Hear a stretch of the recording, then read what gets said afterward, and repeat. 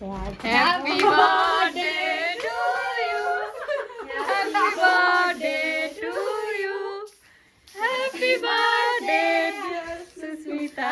Happy birthday to you. Happy हेर्नु न हाम्रो साथी रोएर के फेरि birthday to you. Happy birthday to you. Happy birthday to you.